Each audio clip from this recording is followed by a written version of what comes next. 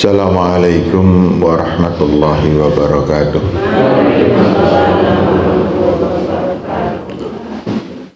Alhamdulillahil qail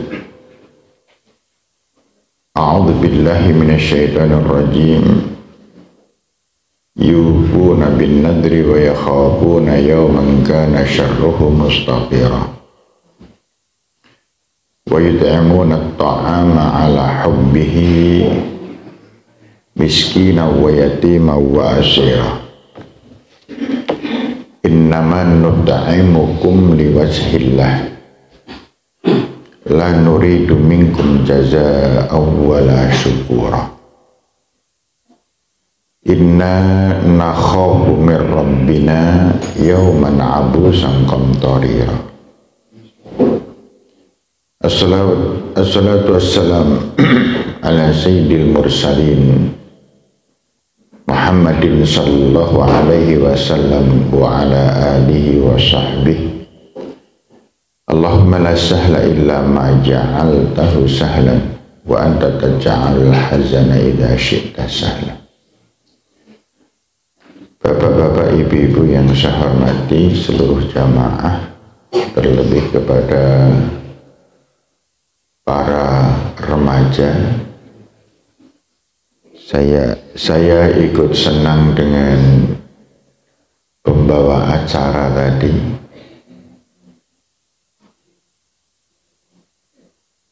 Orang muda itu ciri khas yang harus dimiliki adalah berani, sing penting wani. Persoalan bisa atau tidak bisa itu urusan keri. Nek bisa salah. Orang muda itu kalau salah kok tetap berani, calon menjadi hebat. Tetapi yang paling medeni adalah orang muda disuruh mencoba, sekali salah terus tidak pernah salah, itu paling medeni. Kenapa kok tidak pernah salah? Karena tidak pernah mencoba lagi. Seperti di pengajian kita, jamaah itu yang paling bagus orang yang pernah terlambat berangkat ke masjid. Itu paling bagus. Yang paling tidak bagus yaitu yang tidak pernah terlambat, karena tidak pernah datang ke masjid. Yang paling bagus itu kalau kuliah subuh pernah ngantuk, itu paling bagus. Yang tidak bagus yang tidak pernah ngantuk, berarti nggak pernah ikut kuliah subuh gitu. Iya, pokoknya ngerlendean kok ngantuk itu luwes banget lah pokoknya. Untuk lendean, jur, liar itu paling luwes pokoknya. Jadi nanti yang masuk surga itu bukan sing lendean, tetapi temboke sing masuk surga itu. Langgo lendean itu. Bapak-bapak dan ibu-ibu yang saya hormati, kata wajib yang Allah tekankan kepada kita itu artinya kasih sayang Allah paling tinggi. Kata haram yang ditetapkan oleh Allah adalah kasih sayang kedua paling tinggi. Kita sadar atau tidak, sesungguhnya masuk surga itu wajib dan masuk neraka itu haram. Sesuatu yang diwajibkan adalah kasih sayang Allah agar manusia itu wajib masuk surga, wajib hidup bahagia, haram hidup menderita. Jadi ketika kita mencucu itu sedang berbuat haram, dan ketika kita ceria, tersenyum, itu sedang melaksanakan kewajiban Allah, identik dengan surga. kasih sayang Allah yang paling tinggi yang kita dapatkan adalah fasilitas-fasilitas yang bisa untuk melaksanakan wajibnya Allah. Fasilitas-fasilitas yang bisa menghindarkan diri kita dari haramnya Allah. Itu karunia paling tinggi sudah. Sehingga ketika kita mensyukuri kenikmatan-kenikmatan Allah, adalah itu artinya kita sedang menjalankan kewajiban-kewajiban yang Allah tekankan, bebankan kepada kita. Terus apa yang menyebabkan Allah sayang pada kita? Jawabnya adalah ketika orang mensyukuri nikmatnya mulut. Bentuknya apa? Bentuknya mulut itu digunakan untuk berbicara yang benar, yang jujur.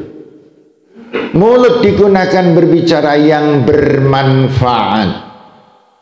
Ketika kita mensyukuri mata, itu artinya bahwa kita sedang melaksanakan dawuh Allah terhadap mata dan kita bisa melaksanakannya. Itu kasih sayang Allah yang harus selalu disyukuri. Ada banyak orang mendapatkan karunia namanya harta, tetapi harta tadi bukan untuk melaksanakan kewajiban Allah, tetapi justru untuk menentang Allah Subhanahu wa ta'ala. Kenapa Allah marah ketika kita melakukan perbuatan maksiat? Jawabannya mudah sekali. Karena setiap kita berbuat dosa dan maksiat mesti menggunakan fasilitas Allah. Pasti itu. Ada ibu-ibu panjenengan berdosa orang nganggo fasilitas Allah? Loh, kita ini berdosa pakai otak kita, ciptaan Allah. Kita berdosa pakai mulut kita, ciptaan Allah. Kita berdosa di bumi, ciptaan Allah. Semua yang kita lakukan selalu menggunakan fasilitas Allah Subhanahu wa ta'ala. Makanya ada guyon, berbuat maksiat itu boleh, tenan boleh, dengan syarat satu, jangan menggunakan nikmat atau fasilitas Allah. Yang kedua, jangan dilakukan di atas bumi, yang bumi itu ciptaan Allah. Durhaka kepada Allah itu boleh, melakukan perbuatan dosa itu boleh, tapi dengan syarat jangan dilakukan di antara dua sholat. Bisa melakukan dosa bukan di antara dua sholat? Bisa nggak, Bu? Bu, bisa nggak? Ibu ini mencurigakan banget gitu. Gak kan jual ramudeng. Gitu. Atau silahkan berbuat keliru, salah, dosa, membentak orang tua dan lain sebagainya, dengan syarat perbuatan itu terjadi tadi, sekarang kita tidak berbuat, dan seterusnya. Jadi kemarin kita salah itu boleh. Kalau pengen berbuat maksiat silahkan ning kemarin. Bisa? Tidak bisa. Silahkan berbuat dosa, tapi jangan di antara dua sholat. Bisa? Tidak bisa. Silahkan berbuat maksiat sekuat-kuatnya, sebanyak-banyaknya, tapi jangan pakai fasilitas ciptaan Allah. Bisa? Tidak bisa. Ya sudah, mau popor iso, nek ngono ora usah. Kalau begitu, apa yang harus kita lakukan? Yang harus kita lakukan adalah apa yang diperintah oleh Allah dan Rasul kita lakukan menurut apa adanya. Wa qulu qawlan sadida. Berkata yang benar, berbuat yang benar, melihat yang benar, berpikir yang benar, dan semuanya benar, maka turunlah kasih sayang Allah yang sesungguhnya. Nah, terus siapa orang yang paling bersyukur? Mereka orang yang selalu berbuat yang benar. Siapa yang mendapatkan kebahagiaan dunia? Siapa yang selalu melakukan yang benar. Siapa yang mendapatkan barokah dari Allah? Yang melakukan yang benar. Siapa yang besok mendapatkan kesejahteraan hidup selama-lamanya di akhirat? Adalah hanya mereka yang berbuat benar. Benar ini identik dengan tenang. Benar identik dengan bahagia. Benar identik dengan senang. Benar adalah hal yang paling dituju menjadi syarat mengapa kita hidup nyaman dan tentram. Nah, kita ini nyari hidup ini golek apa tuh? Golek bodoh? Enggak. Kita itu mencari fasilitas alat priye carane urip seneng tentrem. Hanya itu yang kita cari. Makanya kemudian kita pengen harta, men ngopo, men seneng. Makanya kita pengen punya istri, men ngopo, men seneng. Makanya kita pengen punya suami, men ngopo, men seneng. Mengapa kita butuh tetangga? Kenapa? Men senang. Kenapa butuh teman? Agar senang. Namun salah bodoh kita, justru yang men senang itu yang sering menjadikan kita sengsara. Banyak ibu-ibu yang sengsara karena suami. Banyak suami yang menderita karena istri. Kita pengen punya anak katanya agar senang, tetapi banyak ibu-ibu yang bola-balik pendelak-pendelik sebab anak, kan gitu. Sisi mendelik gitu. Iya, apa meneh nek dong pas sahur ya. Walah digugah angel banget gitu. Dilalah suaminya ya padha wae. Digugah meng tok. Wis katone long wis menyat, basan tinggal lunga ambruk maning gitu. Makanya kemudian banyak istri masuk neraka gara-gara suami kelentrak-kelentruk dan anak kelentrak-kelentruk macam itu. Sehingga ada seorang istri bilang sama suaminya, dan ini dosa luar biasa yang menghabiskan semua perbuatan baik di bulan Ramadan. Kata-kata apa? Sederhana kata-kata itu. Pak, lungu dan gugah bola-bali menggarek dahar orang kon nyiapno ora. Menyat kok angel. Rumane. Bocah-bocah padha wae. Keturunan mancan. Pagi-pagi nyatanya gimana enggak ya, berat memang, jangan dibilang usia Ramadan itu enteng, abot. Apa meneh ibu-ibu itu menahan 3 hal. Yang pertama menahan lisan ojo ngantek salah, yang kedua gedabikan ngengejangan, itu kan. Iya. Yang ketiga adalah gugah, kan gitu. Ini rekoso semua ini. Bangun harus pertama. Itu. Siapa yang panjenengan bapak sing gedabikan dong sahur, ibune malah ngorok. Gitu. Nggak ada, saya yakin nggak ada di seluruh ini, nggak ada ya yang gitu itu. Ada banyak bapak-bapak yang nadong pasor panjenengan yang kedabikan yang ngumpulno kompor kemudian dan sebagainya, ngawe unjukan nganget kain nganget goreng dan sebagainya. Ada di antara panjenengan bapak-bapak? Ada? Kalau ada, panjenengan menjerumuskan istri ke neraka itu. Bahaya itu, jangan. Panjenengan sendiri nggak dapat pahala, istri masuk neraka. Wong panjenengan yang mengatakan, Bu, tangi minggari dahar rasa kedabikan itu dunyane kuali itu. Iya, itu dunyane kuali itu, perpindahan kutub itu. Kutub utara dari selatan, kutub selatan jadi utara itu salah. Sebaik-baik orang itu nek berjalan pakai kaki. Iki malah sirai sing nggo ngesot. Jangan sampai terjadi. Nggak bisa, nggak boleh. Bukan persoalan laki-laki lebih terhormat atau tidak. Itu kodrat sudah dicipta oleh Allah. Kodrat persis sebagaimana kodratnya seorang wanita itu hamil. Jangan sampai suami sing hamil ngawur baik. Nggak bisa. Makanya ibu-ibu siap. Panjenengannya dimudahkan masuk surga itu kan karena apa? Mempersiapkan sahur, mempersiapkan buka, kan? Orang kita kadang-kadang ono sing kecolongan juga gara-gara urusan buka, sholat asar, belas orang genah-genah. Allahu Akbar. Tak ngolak wae apa ya. Oh, kurang isu ngolak, tapi iya kayak ono jagung.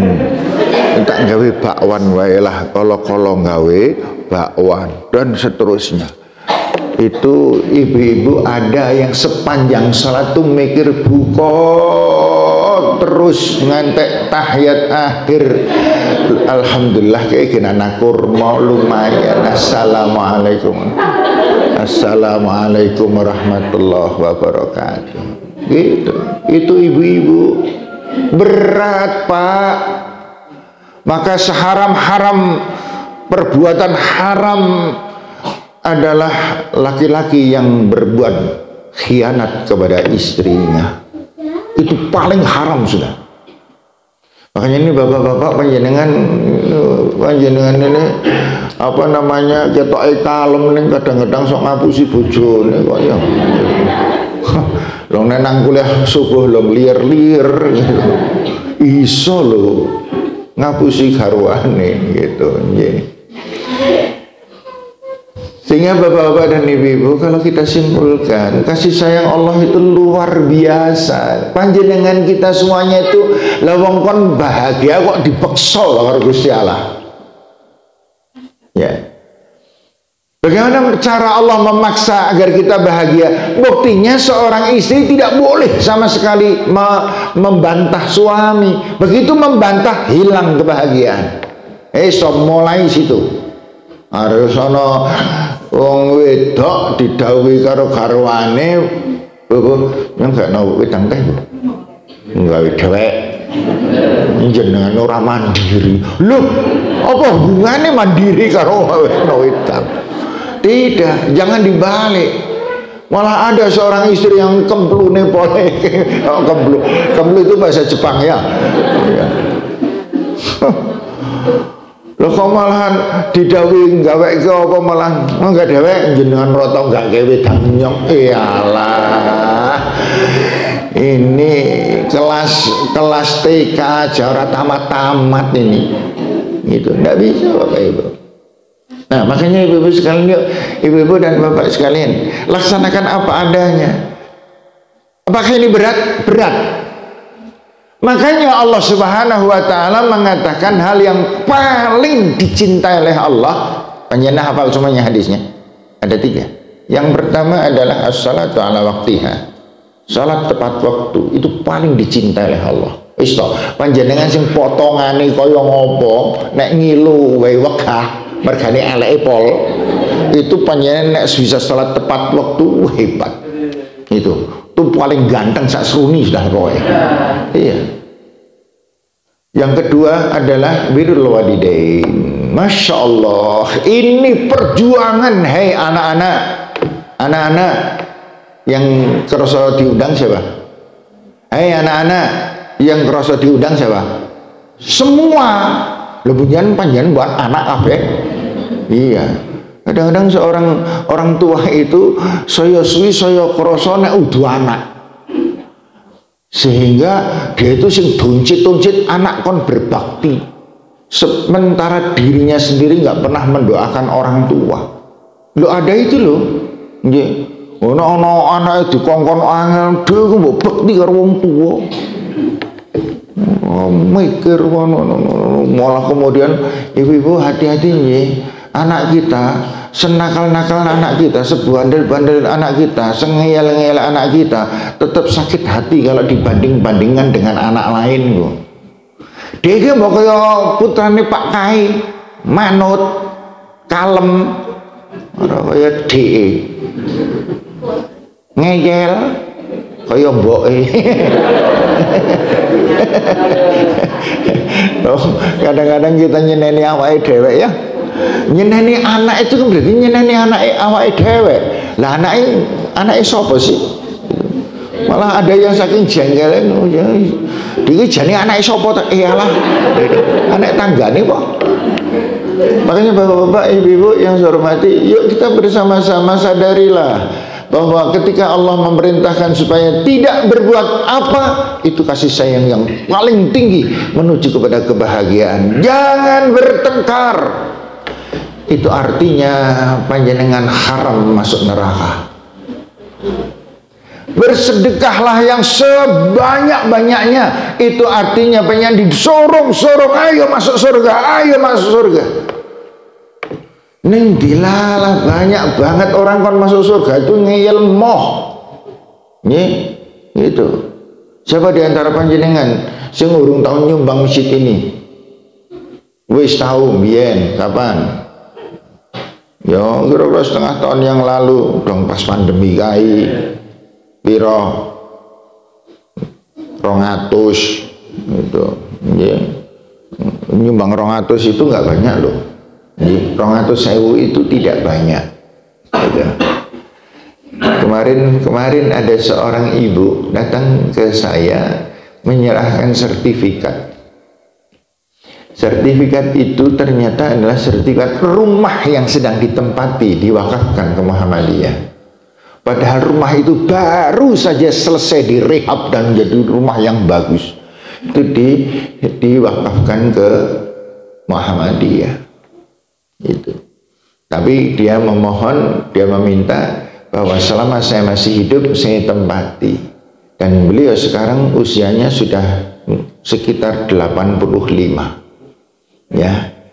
Berarti masih lama apa enggak tuh? Masih lama enggak? Enggak ya. Lah usia 85 ya. Kalau zaman Nabi Nuh masih muda itu. Ada seorang ibu ditinggal mati anaknya, nangis terus lapor. Ya, lapor kepada Nabi Nuh. Nabi Nuh, kenapa anak saya masih muda begitu kok dipanggil oleh Allah, Nabi Nuh? Padahal dia itu ibadahnya tekun luar biasa. Anaknya taat banget kepada saya, kepada orang tua. Ibadahnya luar biasa bagusnya, ya Rasul. Kenapa dipanggil usia muda? Nabi Nuh bertanya, emang usianya berapa? Usianya itu baru 300 tahun Nabi Nuh. Gitu. Usia 300 tahun itu masih muda zaman Nabi Nuh. Nek panjenengan usia 300 tahun usia candal ya nang dinding barang antik kan gitu. Nggo sawangan gitu. Iya. Nabi Nuh pada zaman itu. Iya. Makanya kemudian Nabi Nuh ketika itu Nabi Nuh menceritakan, ini ceritanya Nabi Muhammad, ceritanya Nabi Muhammad tentang Nabi Nuh. Iya. Kemudian Nabi Nuh mengatakan, ibu, ya dihibur, ya. Anak panjenengan memang masih muda, tapi beruntunglah ibadahnya bagus.